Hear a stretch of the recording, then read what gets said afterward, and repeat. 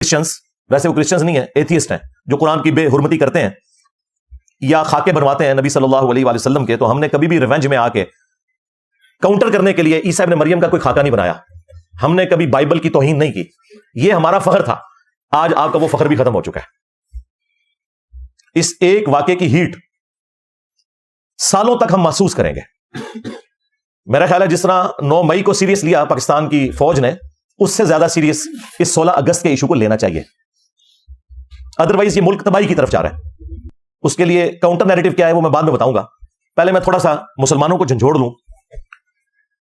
اللہ تبارک و تعالیٰ نے سورہ آل عمران کے اندر سٹارٹ ہی میں پہلی 3 آیات کے اندر الہامی کتابوں کا ذکر کیا. ویسے تو قرآن میں کئی جگہ ذکر ہے، لیکن یہاں پہ اسپیسیفکلی آپ کو اسلام کا پوائنٹ آف ویو، مسلمانوں کا عقیدہ پتہ چل جائے گا.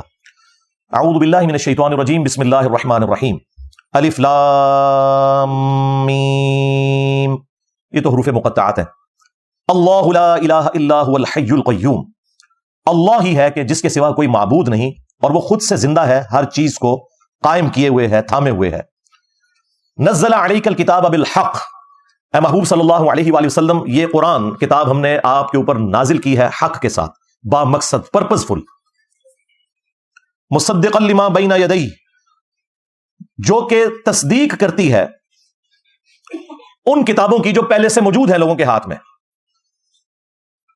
تصدیق اس اعتبار سے کرتی ہے کہ وہ کتابیں بھی اللہ کی کتابیں تھیں، اور پریکٹیکلی تصدیق اس اعتبار سے کرتی ہے کہ ان کتابوں میں آخری کتاب اور آخری پیغمبر صلی اللہ علیہ وآلہ وسلم کی پروفیسیز موجود تھیں. تو قرآن کا آنا اور نبی صلی اللہ علیہ وآلہ وسلم کا آ جانا ان کتابوں کی تصدیق ہوگی کہ پریکٹیکلی ان کی پروفیسی صحیح ثابت ہوئی.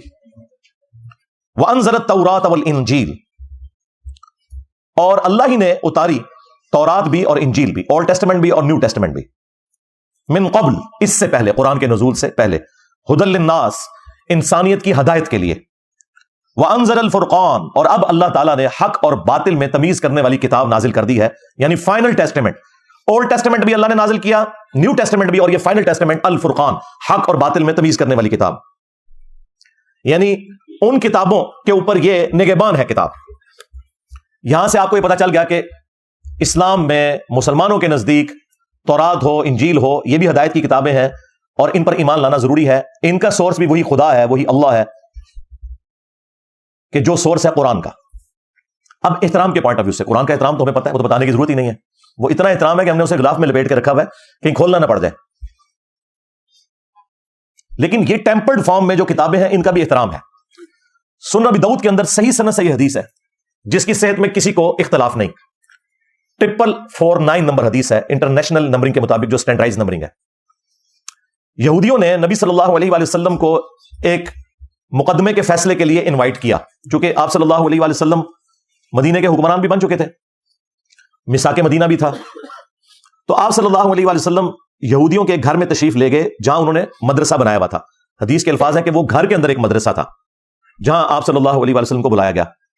تو انہوں نے آپ کو پروٹوکول دینے کے لیے، آج بھی عرب کے کلچر میں یہ پروٹوکول ہے کہ مہمانوں کو وہ گدی دیتے ہیں زمین پہ بیٹھنے کے لیے. تو انہوں نے ایک بڑی گدی دی، تو آپ صلی اللہ علیہ وآلہ وسلم اس گدی کے اوپر بیٹھ گئے. پھر آپ نے انہیں کہا کہ تم اپنی کتاب تورات لے کر آؤ، میں اس کے مطابق فیصلہ کروں گا. حالانکہ تورات ٹیمپرڈ فارم میں تھی، اس کے باوجود سب کچھ ہی تو اس میں تعریف شدہ نہیں ہے نا. جب انہوں نے تورات پیش کی نبی صلی اللہ علیہ وآلہ وسلم کو، تو آپ صلی اللہ علیہ وآلہ وسلم نے اپنی پیٹھ کے نیچے سے وہ بڑی گدی نکالی، اپنے سامنے رکھی، خود زمین پر بیٹھ گئے اور تورات کو اس گدی کے اوپر رکھا. اور ساتھ آپ صلی اللہ علیہ وآلہ وسلم نے فرمایا، آمنت بک، میں ایمان لایا اس تورات کے اوپر، وبمن انزلک، اور میں اس پر بھی ایمان لایا جس نے اس کتاب کو نازل کیا. حالانکہ ٹیمپرڈ تھی، لیکن آپ صلی اللہ علیہ وآلہ وسلم نے اس کا احترام کیا، خود زمین پر بیٹھ گئے اور وہ گدی کے اوپر تورات کو رکھا. اس سے بڑی کوئی دلیل نہیں ہو سکتی کہ ہم نے دوسری الہامی کتابوں کا بھی احترام کرنا ہے. اور پھر آپ علیہ السلام نے ایک مقدمے کا فیصلہ اس میں کیا، وہ رجم کی سزا والا ایشو تھا. بہرحال یہ حدیث مسلمانوں کے لیے ایک لمحہ فکری ہے کہ آپ کے نبی صلی اللہ علیہ وآلہ وسلم تو تورات کا احترام کر رہے ہیں، اور اس نبی کی محبت میں لبیک یا رسول اللہ کے نعرے لگاتے ہوئے آپ لوگ تورات اور انجیل کو آگ لگا رہے ہیں. کیونکہ اس وقت جو بائبل ہے نا، کنگ جیمز ورژن جو اس وقت دنیا میں چل رہا ہے، وہ انجیل مقدس، وہ اکٹھی چھپتی ہے. جو بائبل سوسائٹی انارکلی لاہور والے پرنٹ کرتے ہیں، اس کے باہر لکھا ہوتا ہے بائبل مقدس، لیکن اس میں وہ ساری ہیں، اولڈ ٹیسٹمنٹ بھی ہوتا ہے، نیو ٹیسٹمنٹ بھی، اور حضرت داؤد علیہ السلام کے صحائف اور باقی ساری چیزیں اس میں شامل ہوتی ہیں. وہ جلے ہوئے نسخے آپ کے سامنے، بلکہ وہ 1-2 دن تک وہ سارے کا سارا ملبہ وہاں پہ جلتا رہا، اور دوسری طرف ہم جو ہے وہ اللہ اور اس کے محبوب صلی اللہ علیہ وآلہ وسلم کے ساتھ وفاداری کا دم بھرتے ہیں، اور ہمارے کرتوت یہ ہیں۔ اسلام نے تو انسانیت کا سبق دیا۔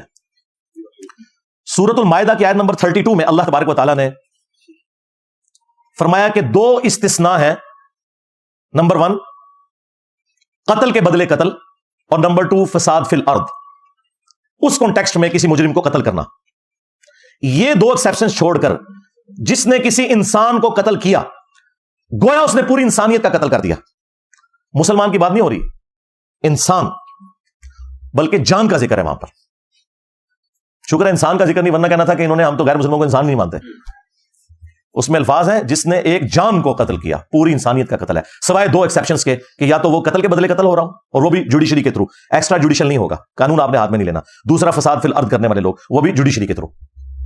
تو ایک جان کا قتل، پوری انسانیت کا قتل، اور ساتھ ہی فرمایا کہ جس نے ایک جان کو بچایا گویا اس نے پوری انسانیت کو بچا لیا۔ اور یہ جو دوسرے والا پورشن ہے نا، یہ ہمارے ہاسپٹلس کے باہر لکھا ہوتا ہے، اور ڈاکٹرز کہتے ہیں کہ ہم وہ مسیحا ہیں جو کہ بچاتے ہیں جانیں، اور سب سے بڑے چور اور ڈاکو یہ لوگ ہوتے ہیں، الا ماشاء اللہ۔